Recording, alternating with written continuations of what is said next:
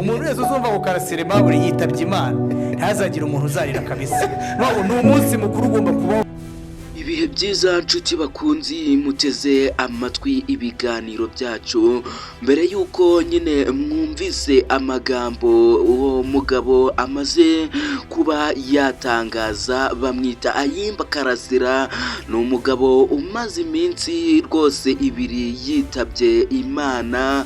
Uyu mugabo wamenyekanye mu njyana ya rap Bageji ndetse agakina karate hano mu Rwanda, yari icyamamare ku itariki 25 z'ukwezi kwa gatanu nibwo hamenyekanye inkuru ivuga ko uyu mugabo Karasira yamaze kuba yafungwa rwose, yashyikirizwa ubugenzacyaha hariya rwose i Kigali.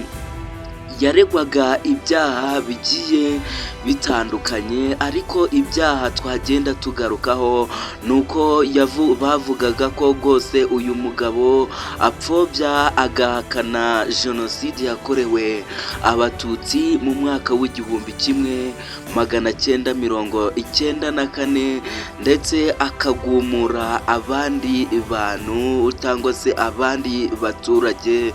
Muri iki kiganiro tugiye kuba twabagarukira ku magambo uyu mugabo rwose w'imyaka 48 y'amavuko yasize avuze mbere yuko apfa. Nizere ko wakanze subscribe nk'uko twagiye tubatangiza kabisa, ni nako tugiye kuba twabakomerezaho rwose. Nizere ko igitekerezo cyawe muri komenti gihari 5/5.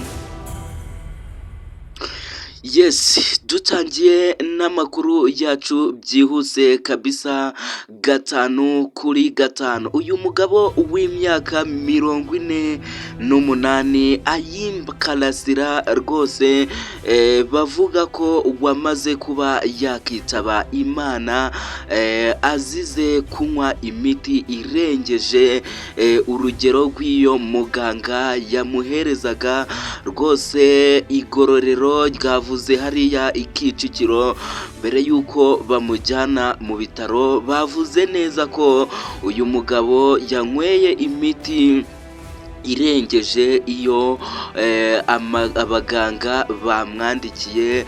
Uyu Ayimba Karasira haburaga iminsi mikeya ngo abe yarangiza igihano cye yahawe. Bivugwa ko yari yafunzwe imyaka 5 mbere yo gutaha, noneho aza kuba yagira ikibazo nk'icyo ngicyo.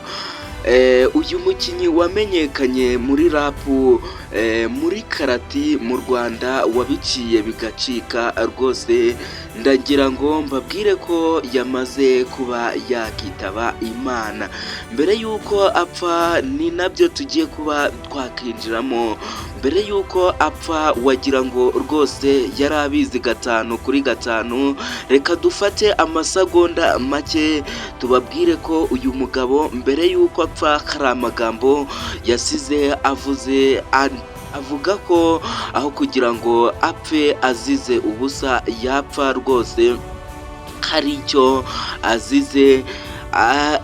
Mu Rwanda hari amagambo yagiye atangaza ku butegetsi bw'u Rwanda ataje ashimishije ubuyobozi bw'igihugu cy'u Rwanda. Avuga ko rwose mu Rwanda bafunga umuntu bamuziza uko ari, cyangwa se nta cyaha akoze, nta kintu afite, nta kibazo afite. Ariko ndagira ngo mbabwire ko ibi ngibi atari byo, atarakwiye kuba yabitangaza. Irindi jambo ari naryo tugiye kuba twasorezaho, ndagira ngo ukande subscribe, ryo riragutungura 5/5 rwose. Iri riragutungura ku buryo bukomeye cyane.